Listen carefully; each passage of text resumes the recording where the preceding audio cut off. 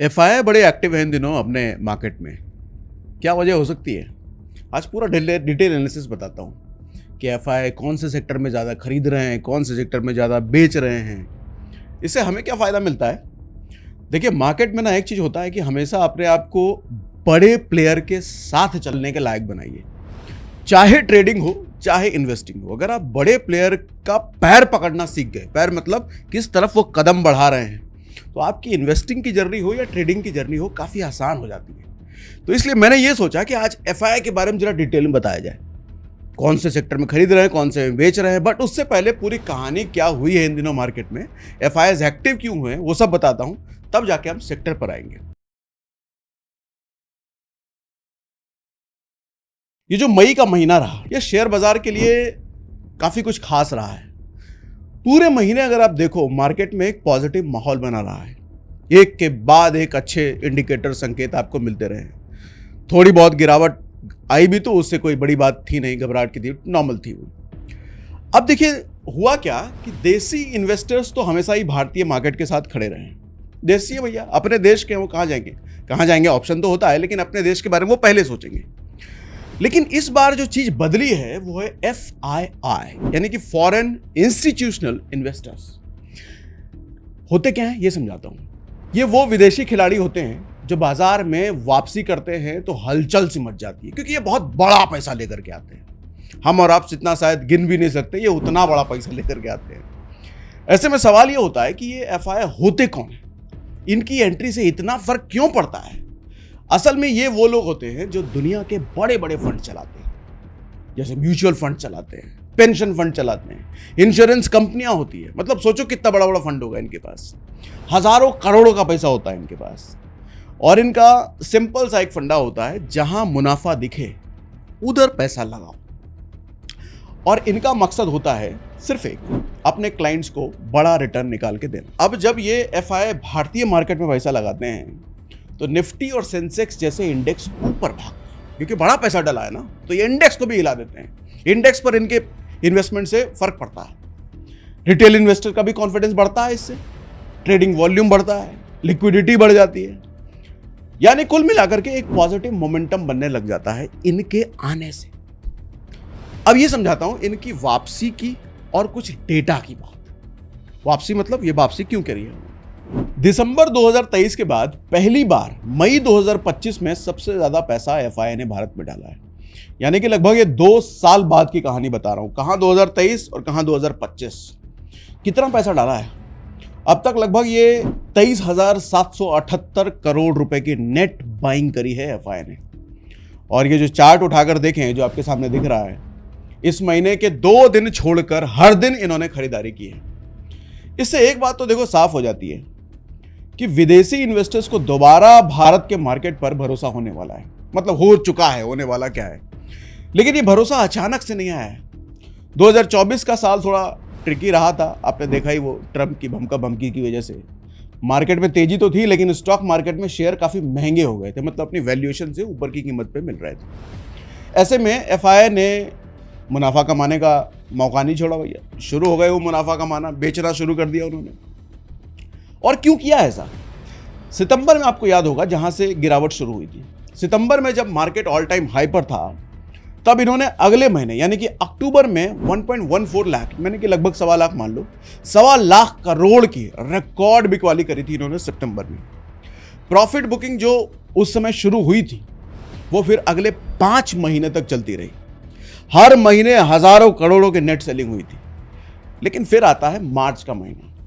मार्च के बाद टोन इनका थोड़ा बदला, और मार्च आते आते, मतलब खत्म होते होते, एफआई ने फिर से खरीदारी का मूड बनाया।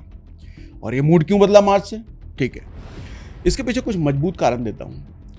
इंडियन इकोनॉमी का दमदार प्रदर्शन शुरू हो गया था मार्च से। जीडीपी ग्रोथ 6.5% से ऊपर चली गई थी। यूएन की रिपोर्ट अगर याद है तो भारत को दुनिया की सबसे तेजी से बढ़ने वाली इकोनॉमी बताया था यूएन ने, यूनाइटेड नेशन।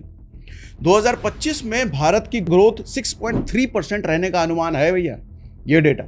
जबकि चीन 4.6%, अमेरिका 1.6%, यूरोप मात्र 1% की रफ्तार से चलेगा, और जर्मनी की ग्रोथ तो नेगेटिव में है। यानी कि हमारी इकोनॉमी एक दमदार स्पीड से चल रही है, ये बात क्लियर है। दूसरा, महंगाई पर काबू। एक वक्त था जब महंगाई सर चढ़ के बोल रही थी। कितना हो गया था महंगाई? उस वक्त 6.5% के आसपास चली गई थी, उससे भी ऊपर चली गई थी। आज के समय ये 3.5% के आसपास है, यानी कि 6 साल के सबसे कम स्तर पर है इस वक्त। और इसी के चलते आरबीआई से रेट कट की उम्मीद भी बनी हुई है। अप्रैल में आरबीआई ने 25 बेसिस पॉइंट की कटौती की थी और कहा था कि महंगाई काबू में रही तो रेट कट फिर से और हो सकते हैं। और अब जो नया डेटा आया है उनको देखकर यह लगता है कि रेट कट और होंगे, 2 बार और होंगे, अब ये लग रहा है। एक और चीज जो आउट ऑफ सिलेबस आई, जो भारत के मार्केट के लिए ही नहीं बल्कि देश के लिए बहुत बड़ा पॉजिटिव साबित हुआ, वो था पाकिस्तान की पिटाई। महज 3 दिन में भारत ने भारत में बने हुए हथियारों से इस निकम्मे देश को कैसे पटक पटक के मारा है। उसने भारत के डिफेंस सेक्टर को एकदम हीरो बना दिया पूरी दुनिया के नजर में। देखो, एफआईएस तो डिफेंस सेक्टर को लेकर के पिछले साल से ही बुलिश रहे थे और इसमें इन्वेस्टमेंट भी हुआ है, अभी और आने की उम्मीद है, देखने को मिल सकता है और ज्यादा इन्वेस्टमेंट। निफ्टी डिफेंस इंडेक्स मार्च में 24%, अप्रैल में 11.5% बढ़ा था और आगे इसमें और ज्यादा बढ़ोतरी हो सकती है। अब बड़ा सवाल यह है कि क्या ये गर्मजोशी टिकेगी या फुस हो जाएगी। देखो, एक बात साफ है, ये विदेशी इन्वेस्टर्स यहाँ बसने तो आते नहीं हैं। इनका इकलौता मकसद होता है मुनाफाखोरी, प्रॉफिट बुकिंग। तो अगर लगा कि फायदा नहीं होगा तो ये चुपचाप पैसा निकाल करके निकल जाएंगे इधर से। और जब ऐसा होता है तो मार्केट को झटका लगता है, बड़ा डाउनफॉल, आपको लाल लाल चीजें ज्यादा दिखेंगी यहाँ पर। अब ये भी देख लेते हैं कि आखिर एफआई पैसा लगा कहां रहे हैं जो इतने टाइम से आप हो सकता है इंतजार कर रहे होंगे। एसबीआई सिक्योरिटीज की एक रिपोर्ट के अकॉर्डिंग एफआई को ज्यादा इंटरेस्ट बीएफएसआई सेक्टर में है। कौन सा सेक्टर है ये बताता हूं। बैंकिंग सेक्टर में, फाइनेंशियल सर्विसेज में, इंश्योरेंस में, जहां पैसे का डायरेक्ट ट्रांजैक्शन इन्वॉल्व है। पिछले 2 महीने में अकेले इन सेक्टरों में 31,104 करोड़ का इन्वेस्टमेंट किया है एफआई ने। इसके बाद जो नंबर आता है दूसरे पर, वो है टेलीकॉम सेक्टर का, जहां लगातार 5 महीने से ये एफआई डाले ही जा रहे हैं, पैसे डाले ही जा रहे हैं। अब तक करीब 16,000 करोड़ से ज्यादा का इन्वेस्टमेंट ये टेलीकॉम में डाल चुके हैं। इसके अलावा अगर देखो तो केमिकल सेक्टर भी है, जो धीरे धीरे एफआई का भरोसा जीत रहा है, लेकिन धीरे धीरे। पिछले 8 महीनों में इसमें लगभग 4600 करोड़, 4,606 करोड़ की खरीदारी इसमें करी है एफआई ने। यानी धीरे धीरे जरूर है, लेकिन लगातार है।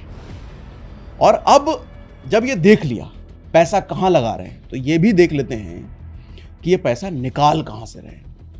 सबसे ज्यादा झटका इनकी वजह से लगा है आईटी सेक्टर को, ऑटो सेक्टर को, ये 2 सेक्टर को। सिर्फ मार्च और अप्रैल 2025 में अगर आप देखो, सिर्फ 2 महीनों में एफआई ने आईटी सेक्टर से 23,600 करोड़ रुपए निकाला है, बेच दिया भैया आईटी सेक्टर। और इसकी बड़ी वजह रही है कंपनियों का ठंडा प्रदर्शन। अभी कुछ टाइम पहले इन्फोसिस का आया था, देखा ही होगा आपने। और यूएस की टैरिफ वॉर भी टेंशन बढ़ाने का काम कर ही रही थी लगातार। ऑटो सेक्टर से भी पिछले 9 महीनों में एफआई ने 42,000 करोड़ निकाला है। यानी कि मोटा मोटी अगर आप ये समझो कि जितने की खरीदारी हुई है उससे ज्यादा इन्होंने ऑटो सेक्टर और आईटी सेक्टर में बेच डाला है। तो काफी कुछ समझाता है ये डेटा। रिटेल इन्वेस्टर क्या करे ऐसे में, हम लोग क्या करें? सिंपल सा फंडा है, एफआई को फॉलो करो, किधर वो जा रहे हैं, उनके कदम किस तरफ जा रहे हैं, उनका इन्वेस्टमेंट किस तरफ जा रहा है, बहुत कुछ समझाता है। लेकिन आंख मूंद कर नहीं, उनके पास अरबों खरबों रुपए हैं भैया, बहुत मोटा पैसा लेकर के आते हैं। तो उनकी रिस्क लेने की भी ताकत कहीं ज्यादा है हमसे और आपसे। हमारे पास एसआईपी है, पेशेंस है। एसआईपी और पेशेंस का साथ पकड़ के रखो, लॉन्ग टर्म की सोच रखो, पोर्टफोलियो डाइवर्सिफाई करो, हर बड़ी हेडलाइन पर रिएक्ट मत करो, छोटी मोटी चीजें आती रहेंगी। और हां, एक और पॉजिटिव संकेत आने वाला है। भारत और अमेरिका के बीच ट्रेड डील की बातचीत चल रही है। 9 जून से पहले भारत इसे फाइनल करना चाहता है और इसके लिए बातचीत तेज हो चुकी है। 18 मई को पीयूष गोयल जी अमेरिका में हैं और इस विजिट से डील फाइनल होने की उम्मीद है। और अगर ये डील हो जाती है तो समझिए एफआई की और भी ज्यादा एंट्री होगी अपने भारतीय बाजार पर। मतलब भारतीय बाजार की आप जो स्पीड देख रहे हैं वो स्पीड में और तेजी आएगी। तो फिलहाल विदेशी इन्वेस्टर्स भारत में एक्टिव हैं, ये समझ में आ रहा है। लेकिन याद रखिए, बाजार भरोसे से नहीं समझदारी से जीता जाता है। और ऐसे में फ्री में डीमैट अकाउंट खुलवाने का लिंक हमने डिस्क्रिप्शन में दे रखा है। हमारे ट्विटर पर भी हमारे को लगातार फॉलो करते रहिए ऐसे अपडेट्स के लिए। और हाँ, नया व्हाट्सएप चैनल हमने बनाया है, उसका भी लिंक हमने डिस्क्रिप्शन में दे रखा है, तो वहाँ भी हमें ज़रूर फॉलो कीजिए। वहाँ भी मैं लगातार एक्टिव हूँ इस वक्त।